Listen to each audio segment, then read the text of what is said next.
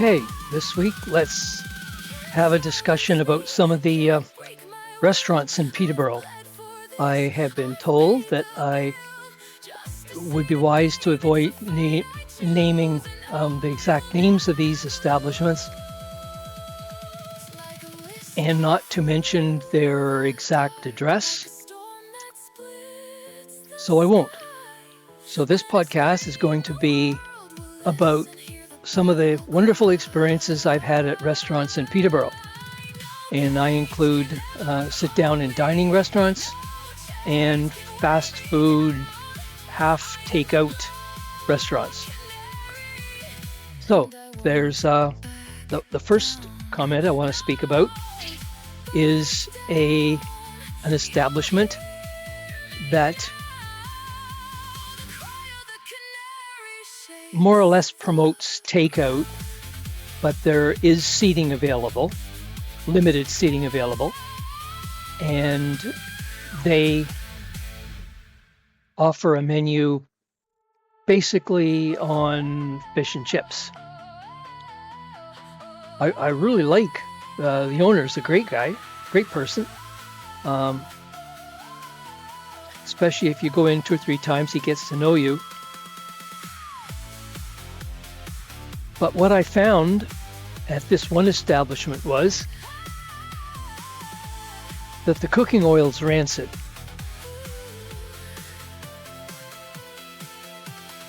I mean, I'm not Chef Ramsay or anything like that, but you know that something's wrong, and the product is deep fried. So I'm assuming it's the oil has not been changed frequently enough to make the product really good. But on a positive side, very generous. The establishment's clean, and it's okay. It doesn't cost you an arm and a leg to eat there. But I'm assuming there's not enough turnover. I mean, people turnover coming into the establishment that the cook feels necessary to change the oil more often.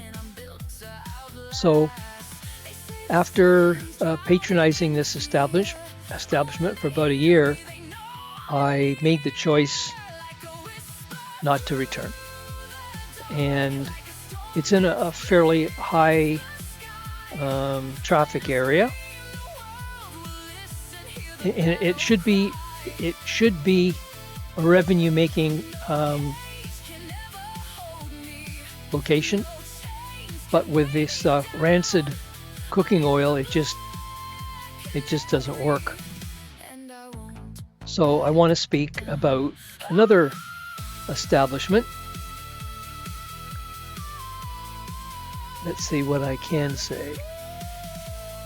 I can say that it's a small chain,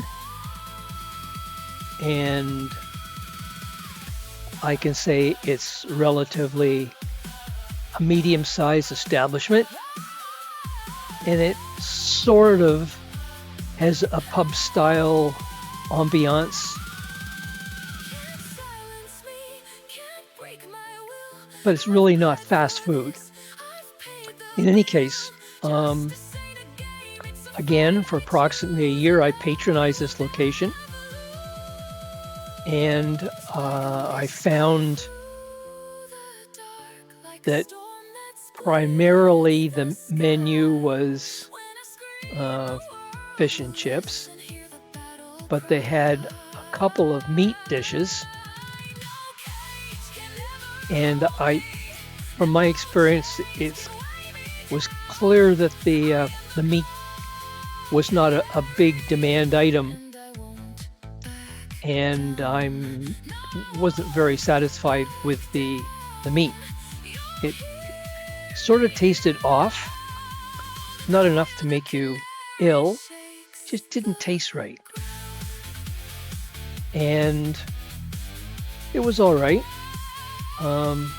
The service was terrible.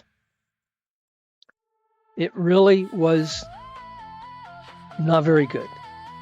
The people working there were only a couple of servers, and with a number of tables at certain hours were filled. They couldn't attend to everybody. I would order a Diet Coke with my meal, and it would come at the end of the meal when I was checking out. There's just no system. It was just, I guess more than anything, the staff was thin, and at certain times there were too many patrons. So with the meat being a little bit in question, that establishment was not high in my priority. But something happened which really caused me to never return, and I will never return. And I have spoken to a few people about it, and I went into this restaurant with a young lady, a PhD student from Trent, really intelligent, well-educated, well-spoken, but an international student. And when we walked in, there were other patrons there, and I'm expecting it was just a timing issue, but they left, and the serving staff disappeared. And I mean disappeared. They weren't behind the counter. I guess they went into the kitchen, and they refused to serve us. Refused. Oh, and I guess their refusal was the fact they made themselves invisible. So we sat there for 15 minutes. There was nothing. No one came to our table. No one brought a menu. No one brought a glass of water. Nothing. They weren't even on the floor. They distanced themselves that much. So from my perspective, that's prejudice and racism. And we don't need that in Canada. And I wish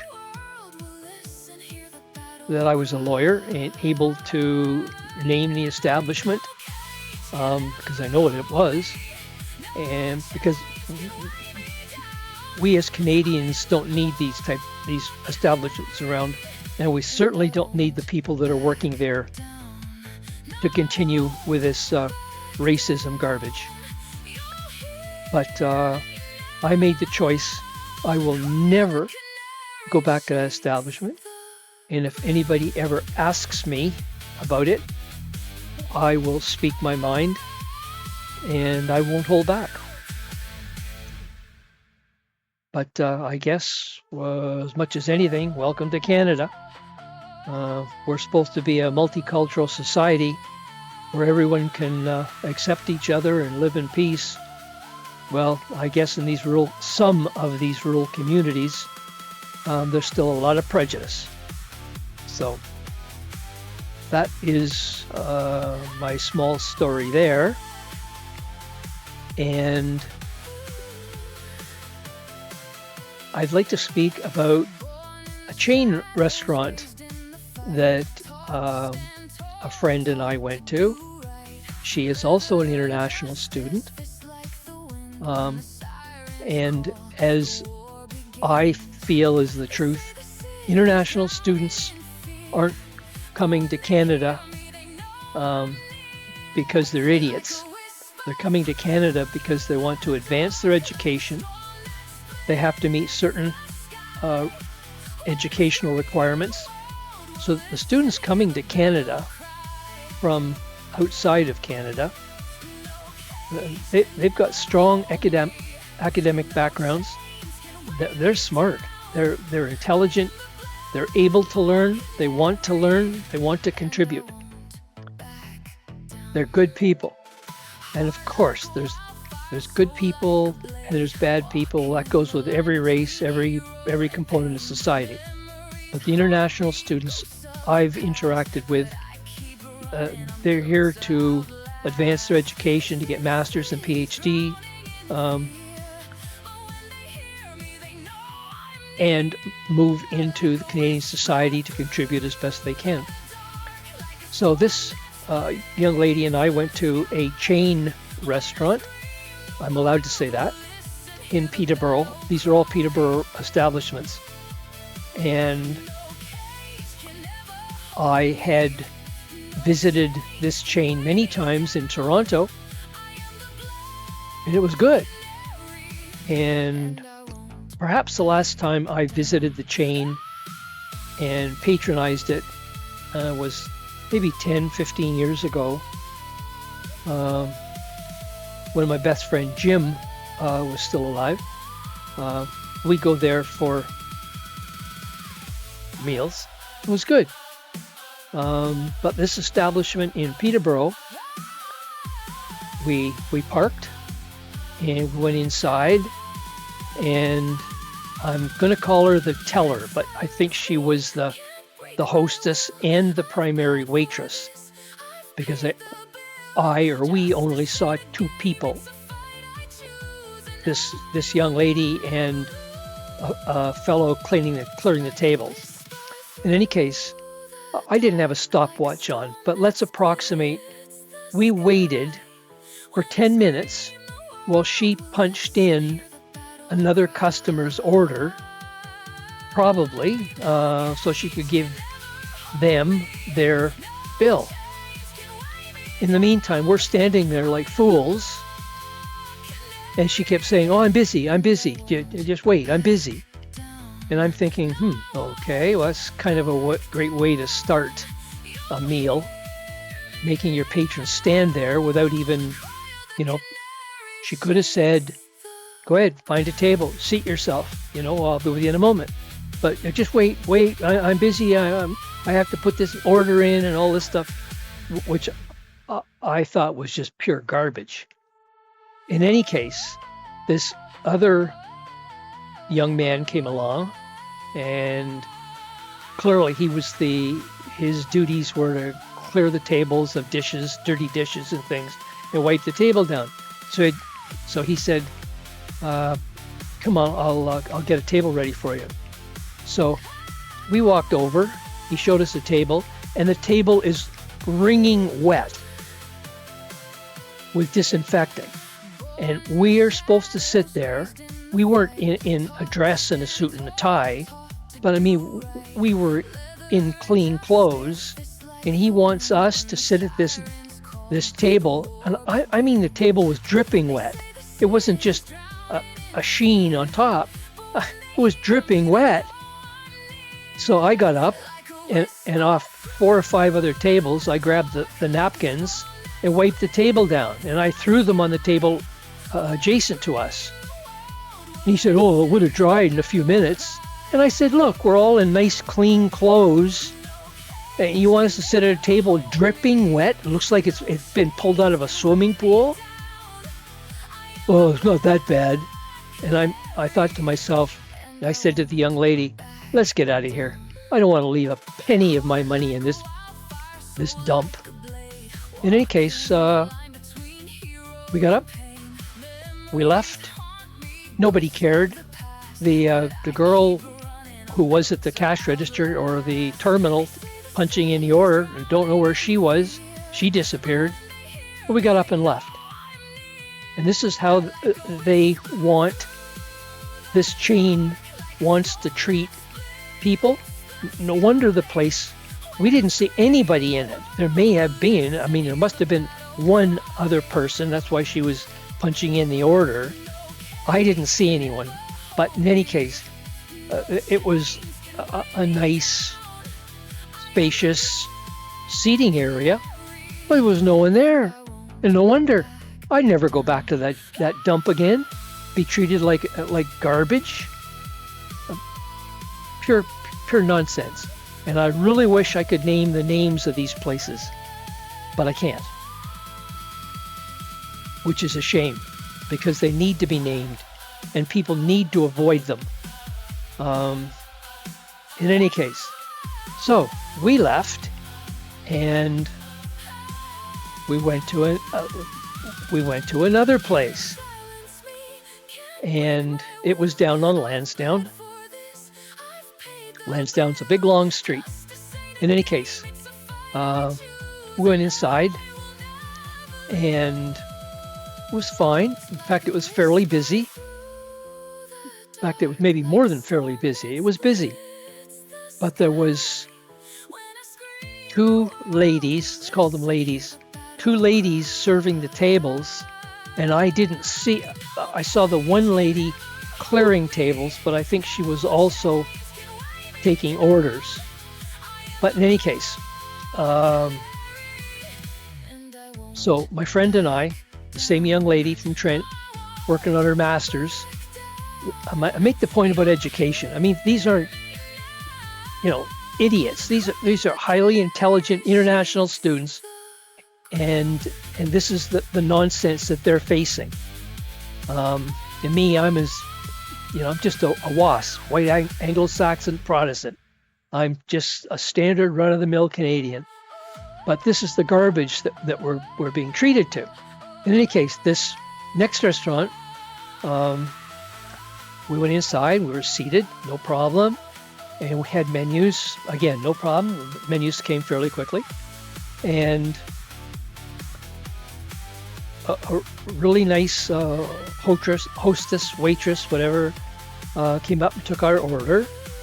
And this is the part that's discouraging. Our order came to approximately $47 with tax. And I'm not sure if the tip was included in that. Probably was. And just to cut right to the part of the chase, I left a $100 bill. So in round numbers, I left a $50 tip. And I asked our waitress, hostess, whatever, I said, how does the tipping, I said, if I leave you a tip, you get it, or how is it shared? And she said, 5% goes to the cook, the chef. And she said, I keep the rest. So I said, okay. So the bill actually came to about $47. I left a $100 bill. But I want to comment on the food. Approximately half the plate was filled with hash brown potatoes. The menu came with 3 eggs was the default, and we ordered ham side dish. Well, half the plate was potatoes, and the eggs, if they could have been any smaller, they would have been. They were more like they were just tiny eggs, tiny. I don't even know how you can buy them commercially. I've never seen such small eggs. In any case, the food was fine, more or less. We had a couple strips of bacon and 3 slices of dried up ham, the size of maybe 4-inch diameter, maybe. Dried up, dry, terrible. So, again, no reflection on the young lady who served us. We were served quickly. The food was okay, but 3 little itty bitty eggs, I mean, they were small. I don't even think you can get them from any of the grocery stores. I don't know where they ever got them from, but boy, they were small. And the ham, how much was the ham? The side dish of ham, $2, $3, $4, something like that. It, it wasn't good. It really, really wasn't good. And I do give them credit for one thing. My coffee cup never went empty. Every time they walked by, and they walked by frequently, they topped up my coffee cup. So it wasn't an issue of that component, but so two people in round numbers, $24 each for 3 little tiny eggs, half a plate of hash brown potatoes, and a side dish of dried up, almost unedible ham. I don't know. Maybe it's not expensive. I don't usually eat out, but I expect a little bit more. In any case, the two of us talked about it after we left. Not to be critical, we just talked about it. Because the prior place we went to, the chain restaurant, it was a joke, a total joke. And if the lady who started up that chain still has it, she needs to shut down the Peterborough branch or put new people in, because it was pathetic. So we decided we wouldn't go back to either of those establishments. Now I have two more places I want to speak about. I really don't want to give you the location, but let's say it was an outdoor, they had an outdoor eatery. How's that? You couldn't eat there. The flies, you were swatting flies all the time. You couldn't eat there. I don't even know if they could have put up some sort of netting. If they could have, they didn't. You couldn't eat there. The flies were all over your food. They were all over your face. It was, it wasn't horrific, but you felt, are you feeding the flies? Or anything you're eating, the flies have been on it. I don't know. I guess what I'm saying is, if you can't eat properly, then why bother? I understand if some of these tables are set up outside on the streets or wherever. Maybe the idea is you don't eat. You just have a bottle of beer or a bottle of soda or something, because you can't eat food. They're just covered in flies, and you can't do it. Anyway, in any case, I went there thinking it was going to be a nice experience with a nice view. It was the opposite. It was just a total disaster. I don't eat food covered in flies, and I don't know anyone in Canada who would. But that's the environment. You eat outdoors, and the flies eat your food and walk all over your food, and it's just pathetic. And plus, the cost of eating at this one location, it was the most expensive, and the portions were very, very small, pathetically small. So there's another location. I'm going to end up having all these locations not being able to eat out, because there's no point. They're all just junk. And there is another restaurant, fast food establishment that I want to speak about, and it's not a chain, and it's one of the establishments down in the food court, and you probably know where the food court is in Peterborough. In any case, I patronized them for the best part of 18 months. I liked the food. I liked it. Yes, it wasn't healthy. It was probably 10 times the sugar in it that a normal person would consume. Regardless, I liked it. It was good. But I started to notice that after 18 months, I knew the owner worked there. And for the same dish, I liked the same 2 or 3 items. That's what I ordered. I liked it. And I noticed the price one day would be $20. The next day it would be $30, and then back to $20. I'm thinking, what the H is going on here? So I asked the owner. I kept my receipts, and I said, "Look, the same dish." I actually don't think the receipt showed the dish; it just showed the total. But regardless, I always ordered the same thing. And I said, "What's going on here?" I said, politely, nicely, not attacking anybody. But I said, I even knew her name. I said, "How can the same dish I get every day be $20 today and $30 tomorrow, and next week it's $18?" And she said, "Oh, it can't be. It's impossible."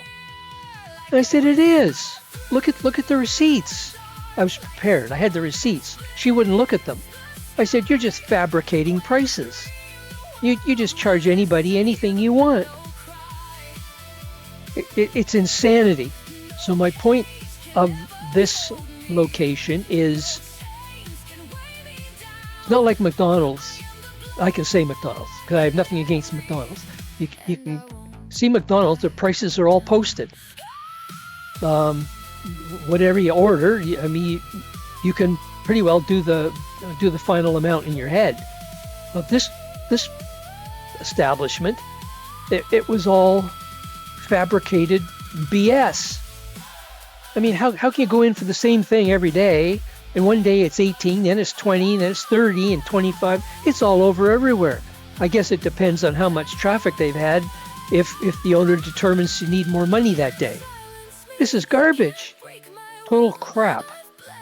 So my suggestion is, when people are out there, unless your name's Elon Musk and you just don't care, and from what I found in my life is that people, the more money they have, the more frugal they are.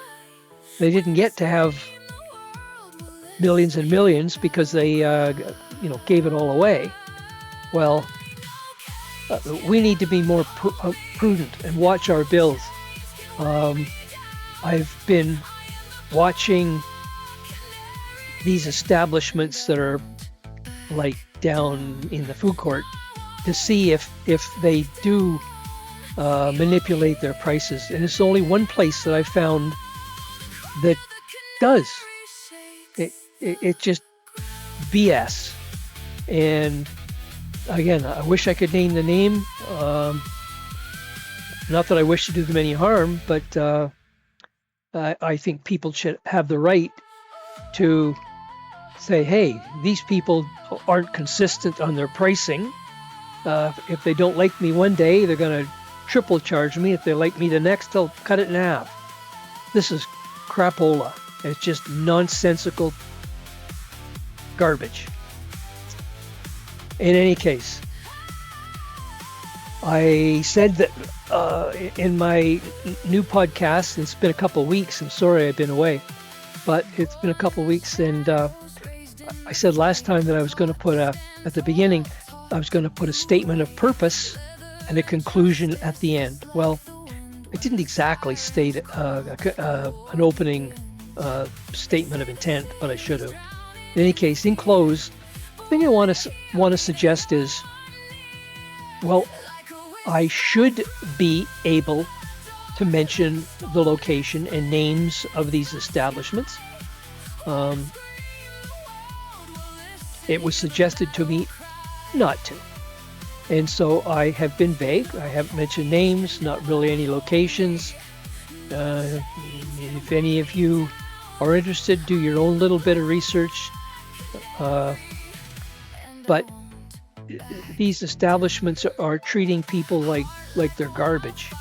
And we as the consumer need to step up and voice our discontent. And I guess the best way to make a statement is not to patronize these places. In any case, so I guess what I've done is 5 or 6 places in Peterborough I will not go back to. I don't support racism, as is one place. I don't support the establishment being cheap, not changing their cooking oil. I mean, you can taste something's wrong. Absolutely something's wrong. And these other places where they charge whatever the heck crosses their mind, that's garbage. And to go in and leave your hard-earned money, taking a friend with you, leave it as a friend, and the patron, the waitress is all disappearing. Well, there's no other word for it. That's racism, pure racism, and that establishment needs to be shut, or the people that are working there need to be removed. It's just not right. This is Canada, and the international students coming here, they probably have more formal education than 70% of the people walking around. Every one of them is shooting for a master's or a PhD. So let's see how many Canadians have masters and PhDs. They deserve a little respect, and this racism garbage has got to end. So I should be able to name the places of these despicable restaurants, but I'm told I shouldn't, so I won't. In any case, that's this week's podcast. Sorry I missed you for a couple of weeks, but I've got an idea for the next one, and I might try to turn it out tomorrow. I wanted to turn out a podcast one a week for 52 weeks, just to see how much I could improve. And yes, my friend Jeff is aggressively critical, which is fine. I don't mind. Some of his comments are good, some aren't. But it's, as much as anything, doing a podcast, it's you try to incorporate a lot of software and hardware while you're speaking, and I can't automate it. I wish I could. If any of you have an international internet radio, log on to 77 WABC. It's like a podcast. It's fabulous. I give them credos. They're just great. It's so professional. Again, 77 WABC out of New York. Just phenomenal. If I could reach 25% of their professionalism, I would be very happy. But it's complicated. The software I'm using, I have to manually jump from screen to screen, and with the background music, it's difficult to make it flow. And if I start to jump too much, then I leave gaps. And the most difficult thing is when you use a software program to connect. If I was to stop now and take a break and then start again, then I have to use a software program to combine the breaks. And it is a bear. It is really difficult. And to find the background screens, like this food thing, and the other screens I've used, including the soundtracks, if you want to get really good, you need pay for. In other words, you are accessing copyrighted videos and screenshots and soundtracks. Well, I don't want to spend the money right now to do that. Plus, laptops don't really like all this combination of video and audio and editing. I have top of the line laptop tops. I have 4 of them, but they just don't like it. You need a dedicated desktop with the proper RAM and the proper setup. But it's difficult, bringing it all together. So the thing I'm trying to do is be more comfortable speaking and making a presentation. I give accolades to Joe Rogan. And Mr. Rogan, if you ever watch one of my goofy podcasts, which probably will never happen, I give you accolades. Great, great, great. But in most circumstances and programs I've seen with Joe, he has guests. He has a lot of guests. So he's able to interview people, and these people he's interviewing can carry the podcast. And like 77 WABC, he has the president, vice president, secretary of state. He has governors. He has senators and House of Commons elected officials. It's not hard to create a podcast when you're dealing with these international and high-profile people. But I've asked 2 or 3 friends to do an interactive podcast with me, and they all decline. And their answer is, "Oh, I'm scared," or "I'm too busy."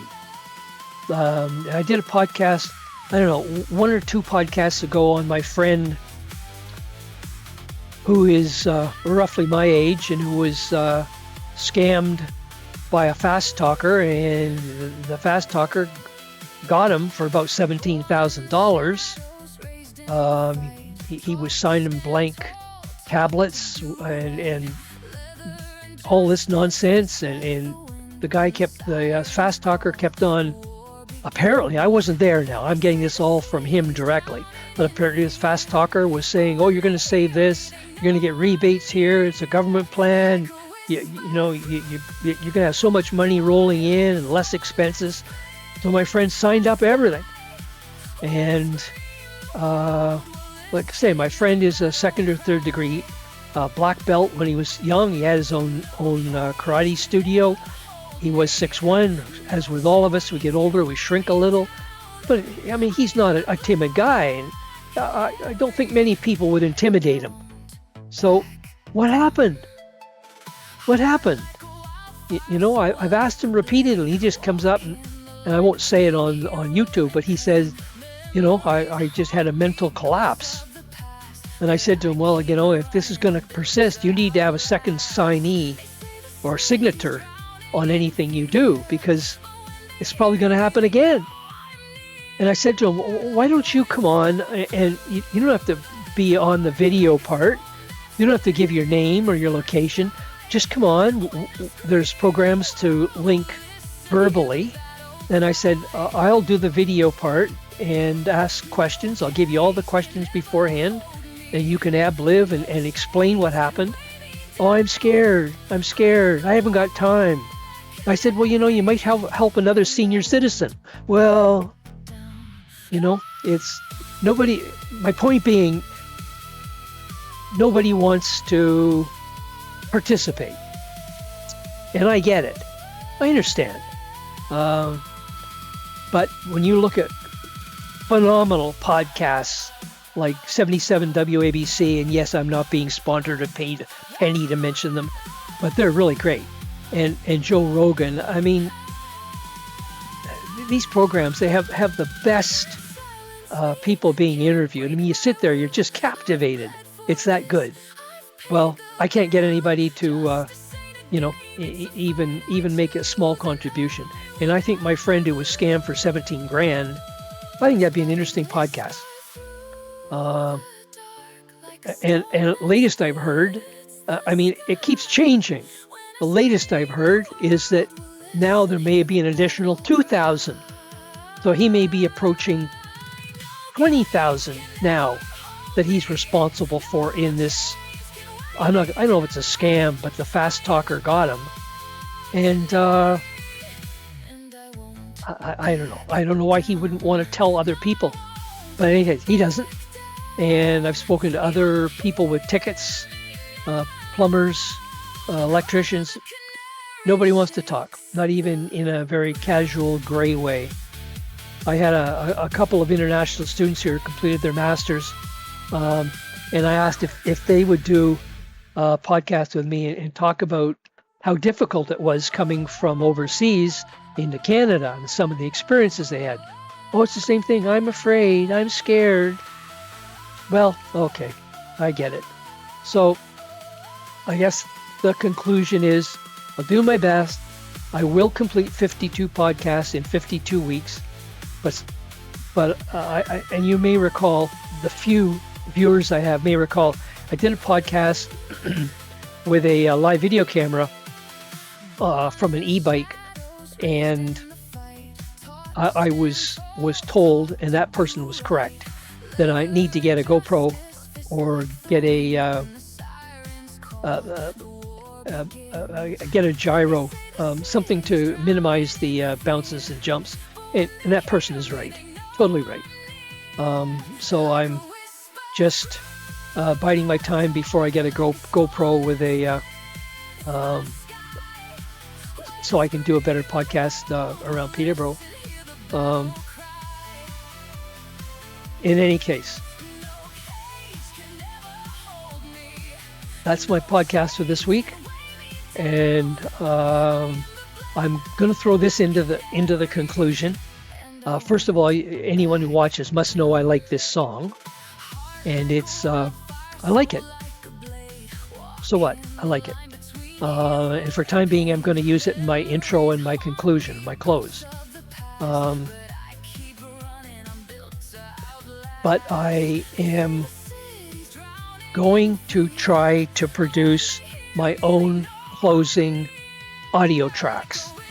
I'm a terrible bass player, but I can play bass. I'm a terrible drummer, but I can do it. So I can minimally do some piano, and I'm using a freeware track-on-track computer program where I can record tracks on tracks and see what I can do. So I'm working on that. Okay, well, that's enough. I guess I'm rambling now. In any case, I have the material for my next podcast. It's going to be on homelessness and this Canada Goose situation down at the marina. I just find these two issues driving me crazy, and of course I can't use profanity, and I'm not even sure I can really express my true opinion. But perhaps I'll get that done tomorrow or the next day. Anyway, thank you for watching, and even though I do call this the truth hammer, I think most of us know the court system is always biased towards those who have financial assets. The truth does not always present itself, and it's not always made clear. And even though I wish the truth was always the best defense, many of these court cases, as we all know, end up being who has the deepest pockets and who can last the longest. So yes, I wish the opening, having the a court gavel and the balance of truth and justice was real. I suppose in a perfect world it is. But then I guess as one person, I think it was Pontius Pilate, said to Jesus, he asked a question and Jesus gave him an answer. And Pilate said, "What's the truth? Who knows? What's the truth?" So I guess it all boils down to your truth might not be my truth. I might not accept your truth. Whatever. Okay. Take care, everybody. Have a good week. Be safe. And as Ringo Starr usually says, okay, let me go back and change this over and kill me and bring this other thing up.